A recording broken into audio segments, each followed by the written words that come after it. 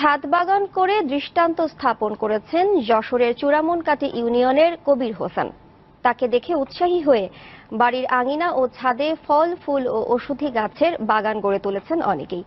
আগ্রহীদের প্রশিক্ষণের ব্যবস্থা করছে জেলা কৃষি বিভাগ।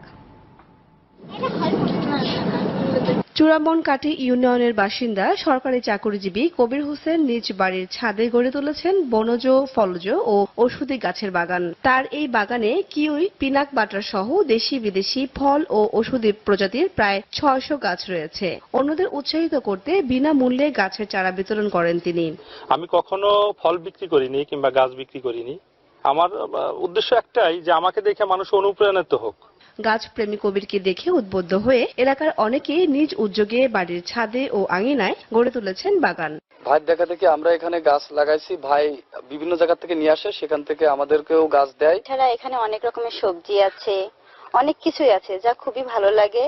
এসব বাগান থেকে বিষমুক্ত সবজি ও ফল পাওয়ার পাশাপাশি পাখির আশ্রয়স্থল গড়ে উঠছে বলে জানিয়েছে পরিবেশ অধিদপ্তরের কর্মকর্তারা। এই ছাদ বাগান বা ছাদ কৃষিতে ঝুঁকার ফলে যে জিনিসটা হচ্ছে সেটা হচ্ছে পরিবেশের জন্য অবশ্যই সেটা ভালো। এর কারণ যে কোনো গাছ বা যে কোনো লতা যাই হোক না কেন সেখান থেকে অক্সিজেন পাচ্ছি আমরা, এবং এর ফলে যে মানুষ কিছু ফল খেতে, সে ফলের গাছ হয়, কিছু ফল পাচ্ছে কীটনাশক মুক্ত।